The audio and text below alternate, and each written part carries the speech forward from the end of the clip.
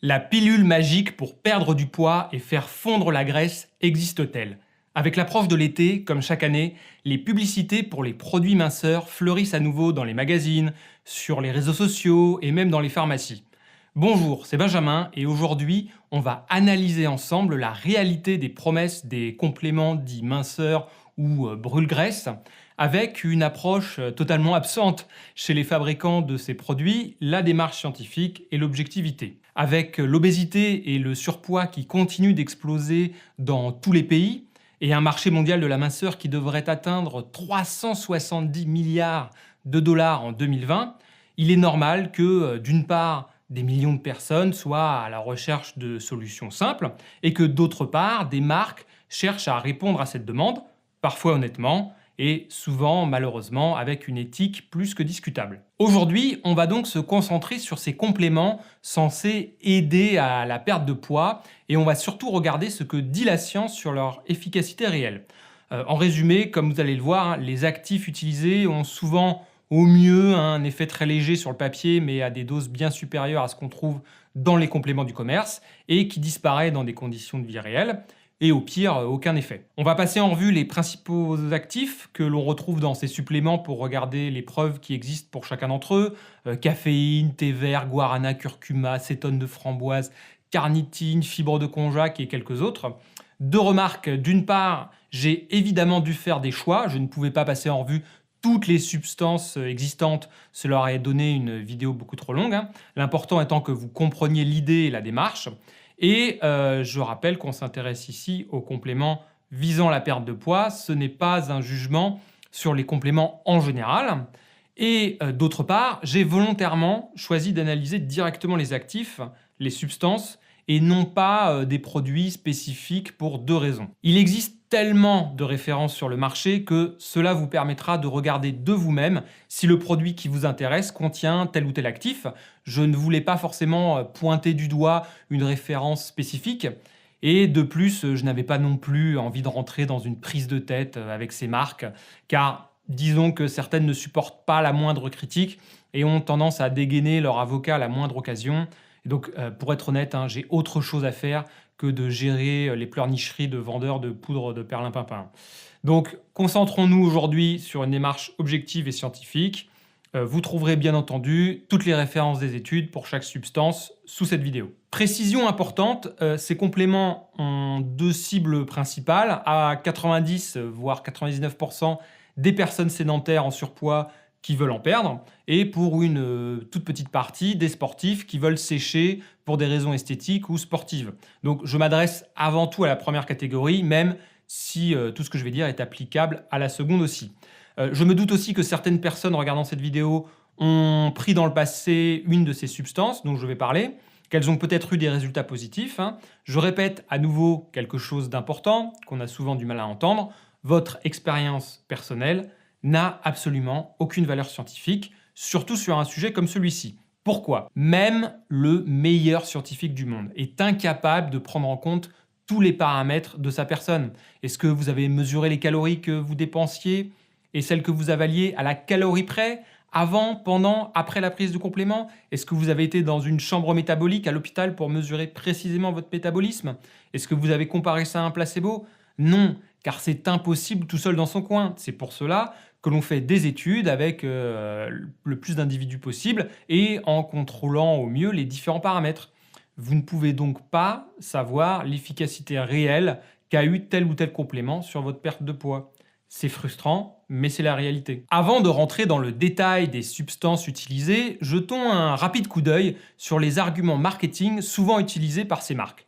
Passons rapidement sur le fait que grâce aux réseaux sociaux, comme pour les thés détox dont je vous avais parlé dans ma vidéo sur la détox justement, ces produits connaissent un nouvel engouement avec des influenceurs et influenceuses qui font des photos sponsorisées pour en faire la promo.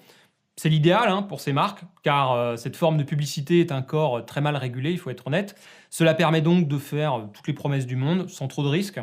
Et sur Instagram par exemple, tout est dans l'image. Des filles en bikini sur des plages paradisiaques ou des mecs avec des tablettes de chocolat par exemple, ce qui permet de se passer de tout argument construit, sachant qu'en plus ces personnes n'ont souvent jamais testé elles-mêmes les produits dont elles font la promo, et n'ont certainement jamais eu de poids à perdre non plus. Un peu comme si je faisais moi de la pub pour un produit qui fait repousser les cheveux alors que je n'ai jamais eu de problème de calvitie. Voilà, voilà.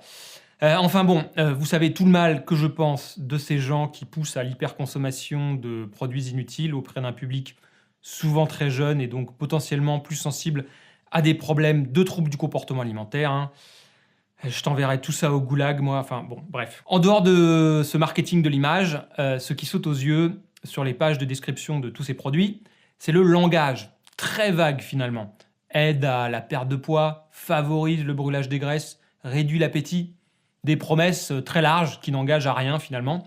Et il n'y a bien sûr quasiment jamais de vrai discours scientifique et encore moins de références d'études. C'est un tout petit peu plus le cas chez les marques destinées plutôt aux sportifs, pour être honnête. De temps en temps, il est indiqué une étude clinique a montré que notre produit avait tel résultat, mais sans donner bien sûr le lien direct vers cette étude. Ça a été souvent la croix et la bannière pour les retrouver. Et je rappelle bien entendu qu'il y a une grosse différence entre une petite étude payée par le fabricant et le consensus basé sur toutes les études disponibles, hein. C'est bien entendu ce dernier qui est le seul niveau de preuve acceptable. Et ces petites études payées par les fabricants en plus ont souvent beaucoup trop de problèmes méthodologiques pour prendre leurs résultats au pied de la lettre, et qu'en plus ils utilisent souvent des quantités d'actifs bien supérieures à ce qui se trouve au final dans le complément. Un argument qui revient souvent aussi dans les pubs de ces produits, c'est la promesse d'une perte de poids jusqu'à X kilos, tant de kilos, ou un tour de taille réduit de jusqu'à tant de centimètres.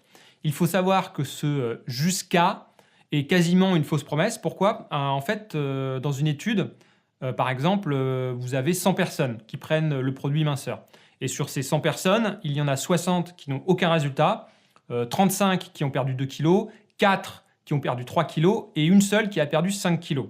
Eh bien, le fabricant pourra indiquer une perte de poids jusqu'à 5 kg. Ce n'est pas du tout une moyenne, c'est simplement le résultat positif le plus extrême, qui n'est donc en rien représentatif. Tout cela pour vous dire quelque chose d'évident, mais particulièrement vrai pour ce marché de la minceur, il ne faut évidemment pas se fier à aucun moment aux promesses des vendeurs, mais il faut exercer son esprit critique en allant analyser directement les données disponibles sur les différents actifs, et c'est ce que je vous propose de faire ici. Commençons par la reine absolue des actifs minceurs, que l'on retrouve dans 99% des compléments, des crèmes amincissantes et autres gels anticellulites, la caféine.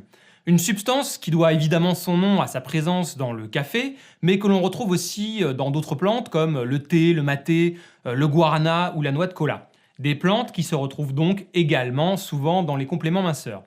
La caféine est un très bon exemple du problème avec les compléments minceurs. Sur le papier, il y a bien un mécanisme qui pourrait aider à la perte de poids, mais dans un contexte de vie réelle, il devient tellement négligeable qu'il perd une grande partie de son intérêt et que les quantités présentes dans les compléments sont en plus souvent beaucoup trop faibles. Alors pourquoi la caféine est autant mise en avant? Elle pourrait aider à augmenter le métabolisme de base, c'est-à-dire les calories que votre organisme brûle au repos, ce qui pourrait vous mettre plus facilement en déficit calorique et donc permettre de perdre du poids. Alors effectivement, selon certains travaux, il y aurait un effet à partir de 4 mg par kilo de poids corporel, ce qui équivaut à 2 à 4 tasses à café par jour pour une personne de poids moyen. Quelle est la taille de cet effet? Cela varie un peu selon les travaux, mais on tourne en moyenne autour d'une augmentation de 14 calories par heure sur une durée de quelques heures, 2 à 3 heures, soit l'équivalent de 5 amandes ou d'un morceau et demi de sucre, donc vraiment pas grand-chose. Même en prenant les études les plus positives qui utilisent une dose de caféine plus élevée, 400 mg par jour, cela reste simplement le double, soit 32 calories par heure, donc vous dépensez autant en courant 3 minutes. Et surtout, on parle ici d'un pic de métabolisme après une simple prise, mais les études à long terme sur 6 mois ou plus montrent qu'il n'y a aucun effet sur la perte de poids à cause du phénomène d'habituation. L'organisme est désensibilisé des effets de la caféine assez rapidement, souvent même dès une semaine. Ensuite, les effets sur le métabolisme se ressentent à partir de 200 mg minimum par jour, et les effets secondaires à partir de 400 mg. Voilà pourquoi on recommande en général d'en prendre entre 200 et 400 mg. Sauf que s'il existe des produits respectant cette dose, la majorité des compléments que j'ai pu voir sur le marché contiennent des doses bien plus faibles, moins de 100 mg, donc sans intérêt. Par contre, il faut aussi évidemment éviter à tout prix ceux qui proposent des doses supérieures à 400 mg. Et comme je le disais, on parle dans tous les cas de quantités que l'on obtient en buvant du café en quantité normale, entre 60 et 150 mg en moyenne par tasse suivant la méthode d'extraction.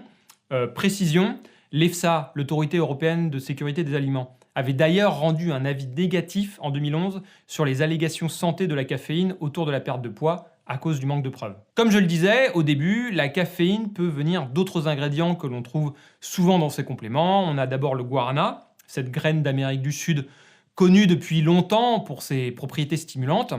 Les fournisseurs parlent parfois de guaranine comme substance active pour faire plus vendeur, mais c'est bien simplement de la caféine. Le guarana est effectivement la plante la plus riche en caféine, entre 3 et 7% du poids sec, comparé aux 0,8 à 1,4% pour les grains de café. Mais comme pour la caféine brute, aucune étude sérieuse sur l'homme n'a prouvé une efficacité claire sur la perte de poids. On a bien une étude sur des rats qui montre un effet sur la stabilisation du poids, mais à des doses énormes, 821 mg par kilo, ce qui correspondrait chez l'homme à grand minimum 10 grammes, soit 1000 fois plus que dans un des compléments brûle-graisse les plus vendus sur le marché. Et encore une fois, avec des doses importantes, on risque les mêmes effets secondaires qu'avec la caféine pure. Comme autre source de caféine, on a aussi souvent le maté, également originaire d'Amérique du Sud, une plante très présente dans les mélanges de plantes pour la perte de poids. Et comme pour la caféine pure, on a quelques travaux sur des rats et des souris essentiellement, dans lesquels on note un petit effet sur la perte de poids quand on rend les rongeurs obèses, mais avec des doses équivalentes pour des humains à au moins 10 à 12 grammes par jour, voire 20 grammes, soit 20, 30, 40 fois plus que dans la plupart des produits du marché. En résumé, si vous voulez boire du café ou même du maté, pas de problème, vous aurez les mêmes quantités, voire plus que dans la plupart des compléments. Mais dans tous les cas, n'en attendez rien de spécial côté perte de poids. Précision importante, de nombreux sportifs en phase de régime notamment, les pratiquants de musculation en période de sèche par exemple, prennent de la caféine pour l'aspect stimulant. En effet, quand on est en déficit calorique, on a tendance à fatiguer plus vite et donc à avoir de moins bonnes performances sportives, d'où la caféine pour maintenir le niveau de ses entraînements pendant cette phase. Ce n'est donc pas directement la caféine qui va vous faire perdre du poids, c'est juste une aide pour maintenir son activité physique. Mais à ce moment-là, j'ai envie de vous dire de plutôt boire vos sources de caféine. Trouvez-vous un vrai torréfacteur qui se fournit auprès de petits producteurs en commerce équitable. Vous pourrez au moins avoir une idée de l'origine de ce que vous avalez, contrairement à la caféine des compléments, dont vous n'avez souvent aucune idée de la provenance. Et en plus, vous pourrez bénéficier des autres substances bénéfiques du café. Deuxième substance star, le thé vert. C'est une source de caféine, bien entendu, donc tout ce que je viens de dire est valable, sachant qu'en plus le thé est plus pauvre en caféine que le café, mais il est aussi mis en avant pour d'autres substances qu'il contient, notamment des catéchines, qui sont une famille d'antioxydants. Et dans ces catéchines, il y en a une en particulier qui fait parler d'elle, c'est l'EGCG ou galate d'épigallocatechin. Soyons clairs, le thé a de nombreuses vertus pour la santé, mais ce qui nous intéresse ici, c'est uniquement l'aspect perte de poids. Je vous épargne les détails, mais le thé pourrait avoir un effet sur la perte de poids par différents mécanismes biologiques, par sa teneur en caféine bien sûr, et par l'action des fameux EGCG, qui inhibent une enzyme qui intervient dans le stockage des graisses. Et comme pour la caféine pure, c'est un effet proportionnel à la dose. Il faudrait au moins 400 à 500 mg de GCG pour avoir un tout petit peu un effet notable, sachant qu'un extrait de thé vert contient en moyenne 50% de GCG, cela signifie qu'il faudrait environ 1 g par jour d'extrait de thé vert. Si je regarde un peu les produits sur le marché, la plupart en contiennent beaucoup moins, environ 300 mg pour plusieurs best-sellers. Dans les produits ciblant plus les sportifs, on trouve parfois des doses plus importantes. Pour info, on a entre 50 et 100 mg de GCG dans une tasse de thé vert, suivant sa qualité et son traitement. Mais est-ce que même à haute dose, cet effet est suffisamment important pour valoir le coup ? Alors effectivement, plusieurs études montrent une petite réduction du poids et de la masse grasse chez les personnes prenant de l'extrait de thé vert, riche en catéchine, mais on parle par exemple de 1,2 kg de perdu en plus sur 3 mois avec 886 mg de catéchine par jour, ce qui n'est pas grand-chose comparé aux effets de l'alimentation et de l'activité physique. Et surtout, il y a plusieurs limitations. Les effets ne sont certainement pas les mêmes suivant les origines ethniques à cause de différences génétiques, et ces effets sont en plus réduits apparemment chez les personnes ayant une masse grasse plus importante, ce qui est un peu ballot car c'est justement la cible. Et surtout, ce qui pour moi est un gros point de vigilance, comme je vous l'avais déjà dit dans ma vidéo sur les produits détox, Des doses importantes d'extrait de thé vert peuvent parfois poser des risques de toxicité hépatique. Il y a plusieurs cas cliniques de personnes prenant ce type de complément qui se sont retrouvées avec le foie complètement foutu et à devoir faire une greffe d'organes. L'EFSA a justement rendu un avis sur ce sujet en 2018 en indiquant que le risque de dommages hépatiques apparaissait à partir de 800 mg de GCG par jour, mais que les experts étaient incapables de fixer une dose précise sans danger. Donc d'un côté, il faudrait des doses élevées pour un effet notable, mais qui reste mineur, et de l'autre, il faudrait éviter ces hautes doses pour ne pas abîmer son foie. Personnellement, j'ai tendance à appliquer un principe de précaution assez strict sur ce genre de sujet, surtout quand on manque de données sur les effets à long terme de prise de ces hautes doses. Et si on reste sur des quantités très raisonnables, on peut les avoir facilement en buvant du thé. Donc, comme pour le café, j'ai envie de vous dire, investissez plutôt votre argent dans du thé d'excellente qualité. Dernière info, l'EFSA avait aussi rendu un avis négatif sur l'allégation de perte de poids d'une combinaison caféine plus EGCG. Passons en revue rapidement une autre plante présente dans plusieurs compléments, le Garcinia cambogia. C'est un fruit qu'on trouve dans les forêts tropicales d'Asie et d'Afrique et qui contient de l'acide hydroxycitrique, une substance que l'on a pensée efficace pour la perte de gras à un moment. Si je vous en parle, c'est parce que c'est une très bonne illustration du problème de vouloir extrapoler trop vite les résultats d'études sur les animaux sur les humains. En effet, il y avait bien un effet réel sur la perte de poids chez les rongeurs, mais on n'a jamais réussi à répliquer ces résultats chez les humains pour la bonne raison que le mécanisme en jeu, la lipogénèse de novo, est bien plus importante chez les rats que chez les humains, d'où l'absence d'effet chez l'homme. Il faut savoir aussi que les préparations officinales à base de Garcinia cambogia sont interdites en France depuis 2012, suite à plusieurs cas d'intoxication en Amérique du Nord, mais c'est un peu l'absurdité de cette réglementation. Cela ne concerne que les préparations en pharmacie, pas les compléments alimentaires vendus dans le commerce ou sur Internet. Je voulais aussi rapidement citer le curcuma que j'ai vu dans plusieurs compléments, sous forme de curcuma en poudre ou de curcumine, sa substance active.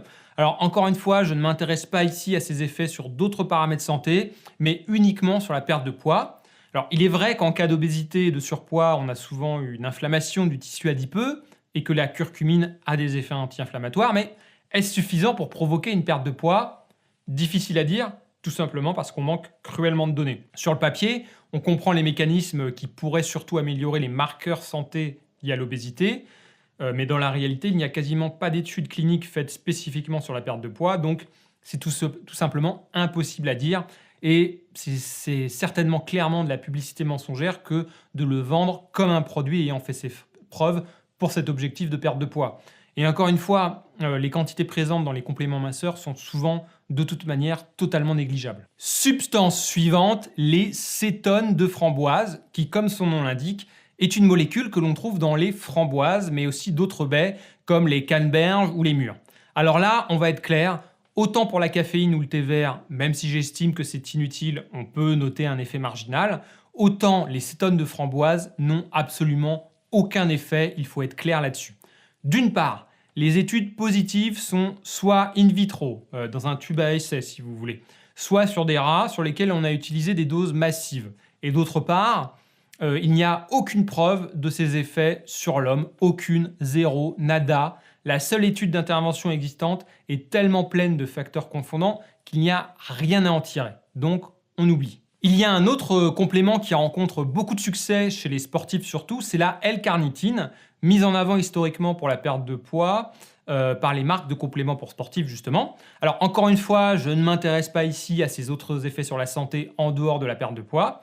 C'est une molécule qui joue un rôle important dans la production d'énergie au niveau cellulaire et que le corps peut fabriquer et que l'on trouve aussi naturellement, surtout dans la viande rouge et les produits laitiers. Comme pour beaucoup d'autres substances, sur le papier, la carnitine rentre en jeu dans le métabolisme de dégradation des graisses, et donc une supplémentation pourrait, en théorie, avoir un effet, mais dans la réalité, les études ne montrent pas du tout d'effet, sauf chez des personnes déjà en carence, donc principalement des personnes âgées et des végétariens végétaliens.